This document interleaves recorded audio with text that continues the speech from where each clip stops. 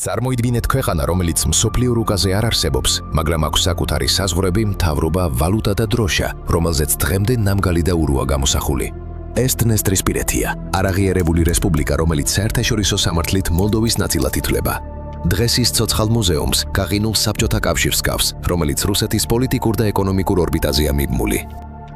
ესაა ტერიტორია, რომელიც მოლდოვასა და უკრაინას შორის მდინარე დნესტრს ვიწრო ზოლად მიუყვება. მოდით გადავხედოთ ისტორიას და გავიგოთ, თუ როგორ გაჩნდა ეს ქვეყანა მოჩვენება. ისტორიულად მდინარე დნესტრის აღმოსავლეთით მდებარე ეს მიწები მუდმივად ხელიდან ხელში გადადიოდა. საუკუნეების განმავლობაში სხვადასხვა დროს მას კიევის რუსეთი, ოქროს ურდო, რეჩ-პოსპოლიტა და ოსმალეთის იმპერია აკონტროლებდნენ. ვითარება მე-18 საუკუნის ბოლოს შეიცვალა, როდესაც ეს ტერიტორია რუსეთის იმპერიამ დაიკავა და საზღვრის გასამაგრებლად სლავური მოსახლეობის მასობრივი ჩასახლება დაიწყო. საბჭოთა პერიოდში ეს ტერიტორია პოლიტიკური ექსპერიმენტების პოლიგონად იქცა. ჯერ კიდევ 1924 წელს მოსკოვმა მდინარე დნესტრის აღმოსავლეთით უკრაინის შემადგენლობაში შექმნა მოლდავეთის ავტონომიური რესპუბლიკა. ეს ერთგვარი პლაცდარმი იყო, რომელსაც საბჭოთა კავშირი რუმინეთისთვის ბესარაბიის გამოსაგლეჯად ამზადებდა. მოლოტოვ-რიბენტროპის პაქტის შედეგად 1940 წელს საბჭოთა კავშირმა რუმინეთს აიძულა დაეთმო ბესარაბია. იმავე წლის აგვისტოში სტალინმა ახლად მიერთებული ბესარაბია და ძველი დნესტრისპირეთი შეერთა. ასე გაჩნდა რუკაზე მოლდავეთის საბჭოთა სოციალისტური რესპუბლიკა. მომავალ კონფლიქტს საფუძველი მეორე მსოფლიო ომის შემდგომ პერიოდში ჩაეყარა. მოსკოვი ნაკლებად ენდობოდა მოლდავეთის მოსახლეობას, ამიტომ მძიმე მრეწველობა, ქარხნები და ელექტროსადგურები ძირითადად სანდო ტერიტორიაზე, ანუ დნესტრისპირეთში აშენდა. რეგიონის მასშტაბურ ინდუსტრიალიზაციას კი საბჭოთა კავშირის სხვადასხვა კუთხიდან სამუშაო ძალის, ინჟინრებისა და პარტიული ელიტის, ძირითადად რუსებისა და უკრაინელების მასობრივი ჩამოსახლება მოჰყვა.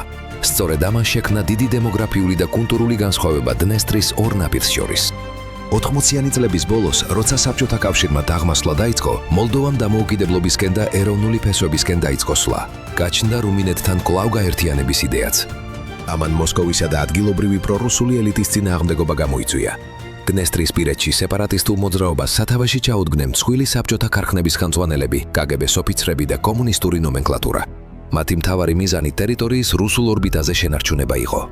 1990 წელს მათ მოლდოვისგან ცალკე რესპუბლიკად გამოყოფა გამოაცხადეს. დაიწყო მცირე შეტაკებები. ომის ძირითადი ფაზა კი საბჭოთა კავშირის დაშლის შემდეგ 1992 წელს განვითარდა. ეს არ ყოფილა უბრალო სამოქალაქო დაპირისპირება.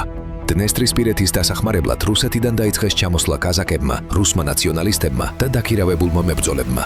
გადამწყვეტი როლი კი რუსეთის რეგულარულმა სამხედრო ძალამ, რეგიონში დისლოცირებულმა მე-14 არმიამ ითამაშა, გენერალ ლებედის მეთაურობით.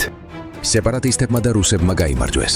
ცეცხლის შეწყვეტის შემდეგ კი აქ მოსკოვმა საკუთარი ჯარები უკვე ეგრეთ წოდებული მშვიდობის მყოფელების სტატუსით განალაგა. სინამდვილეში კი რუსეთმა კლასიკური გაყინული კონფლიქტი შექმნა, რათა მოლდოვისთვის დამოუკიდებელი განვითარებისა და დასავლური ინტეგრაციის გზა დაებლოკა. უკვე 30 წელზე მეტია დნესტრისპირეთში ეს სტატუს-კვო ნარჩუნდება. რეგიონის ეკონომიკას მთლიანად აკონტროლებს კორპორაცია შერიფი, რომელსაც ეკუთვნის სუპერმარკეტები, ბენზინგასამართის სადგურები, ტელევიზია და საფეხბურთო კლუბიც კი. ტერიტორიაზე კვლავ განლაგებულია რუსული სამხედრო კონტინგენტი, რეგიონი კი კრიტიკულადაა დამოკიდებული რუსულ დახმარებაზე. დღეს რეგიონის არსებობა მხოლოდ ერთ წაფზე, რუსულ გაზზე კიდია.